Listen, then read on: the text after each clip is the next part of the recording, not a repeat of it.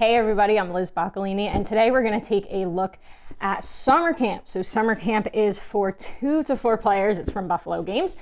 And in this game, in true summer camp fashion, you are trying to earn different badges in different activities, and you're trying to get the most victory points at the end. So let's go to the table and see how it plays. So this is a setup for a 3-player game. I'm just going to show you my board so you don't see the other 2 boards. Everybody's going to start with 10 cards. They're going to be a combination of these move 1 cards for each activity. So in this game, we've got cooking, outdoors, and water sports as our activities. And then we're going to have these cards that are called lights out, and they have no action, but you can spend them to buy other cards. So in the game, you are going to draw, in the beginning, the first player draws up to 3, and then the second player draws up to 4. After the first round, everybody's going to draw up to 5. So I'm just going to show you 5 so that you can see what a full hand looks like. So I've got 2 of these move up 1 on different path cards, and I've got 3 lights out cards. The rest of my cards are in this draw pile so that I can draw back up to 5. What I'm trying to do is move along these 3 paths in order to earn badges, and the badges will decrease in value as you go along. So if I'm the first person to get the cooking badge, let's say I'll get 10 points, the second person will get 8, and so on. So it is advantageous to get to the badges first. All the meeples are going to start at the beginning of the path. This one cheated. And you are going to be buying cards or spending, or not spending. You're going to be buying cards or playing them to use their action. So, for example, if I play this kitchen chores card, it lets me move 1 space on the cooking path. So I'll put it in my discard pile. This one's the cooking path. I'll move 1 space here. I can use these 4 cards and the snack bar. So you have these snack bar tokens. You can have up to 6 at any time. They are also worth 1 energy. So I have these 4 cards left. I can play this one for its action, or I can use it as 1 energy. So I would have 1, 2, 3, 4 energy to buy a card. So the cards are going to be out on the table. Each activity has its own card, so there are 2 face up at any time available. And then you've got these other cards here that aren't associated with any activity. They let you do stuff. Scavenger hunt, you can discard 1 to 3 cards and draw up. Free time, just move 1 space on any path when you play it. S'mores, gain 2 energy. So you'll see here the s'mores card is worth 2. So I'd have to spend 2 energy to get that. The scavenger hunt's worth 3, the free time's worth 4. So let's say I want the free time card. I'll spend these 4 to get it and put them all in my discard pile. So there's no like reserving cards over for the next turn. So if let's say I only wanted to buy the scavenger hunt and I only spent 3, I still have to discard a 4th energy. I don't hold on to it. And then I will draw up to 5 for my next turn. The activity cards are obviously more specific to the activity. So let's say, for example, I buy this fire making card. It lets me move up 2 spaces on the cooking path. It costs 5, you can see. And then it actually gives me a victory point at the end of the game.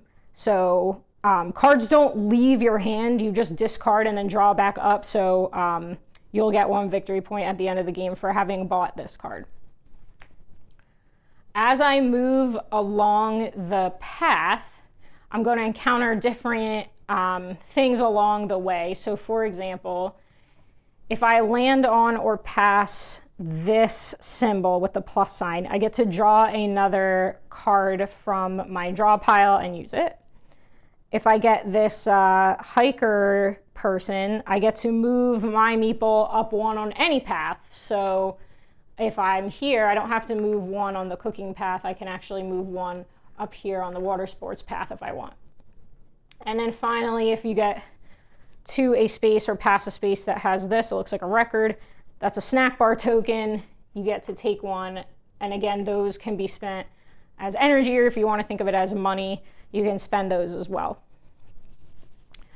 So let's say I'm going to draw up again to 5. All right, I've got 4 lights out and a water safety. So again, I can move 1 space on the water sports path, or I can use this card as 1 energy to buy something else. So I have 1, 2, 3, 4, 5.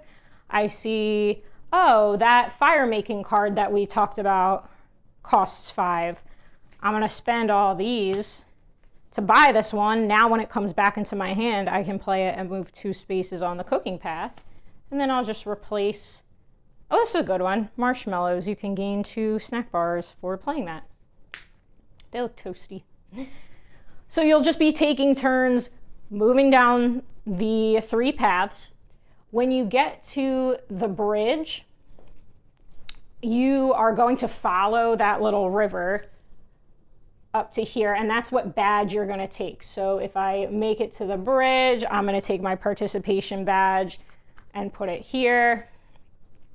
Next person reaches the bridge, they get the participation badge, but it's only worth 4. Mine was worth 6.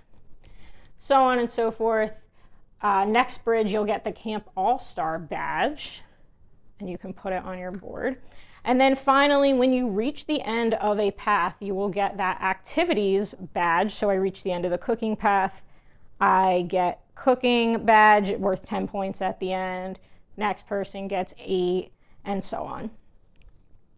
So the game is going to end when somebody has all 5 badges. So let's just say for this example, I've got all 5 badges. Everybody takes 1 final turn so that the number of turns is equal between everyone. And then we're going to count up our victory points. So victory points are going to be the numbers on the badges, the numbers at the bottom of any card. So this, there we go, this star has a 1 in it. So I get 1 victory point for that card. And then you're also going to, in some cases, get experience points for being on the path, even if you didn't finish. So let's say the game ended, but oh, that's the wrong path. I only made it here. I still get 1, I don't know if you can see this, I'm going to dump these badges. I still get 1 experience point or victory point, whatever you want to call it, for being underneath that. So it's easier to show like this. If I were right on that first spot here underneath this barn, that 1 lines up with that spot on the path, the game ends and my camper is there. I still get 1 experience point because I made it to that final path. I just didn't make it all the way, but it counts for something, which is cool. You get points for making it. And then at the end, whoever has the most victory points wins. And then we all celebrate because we had a great time at camp.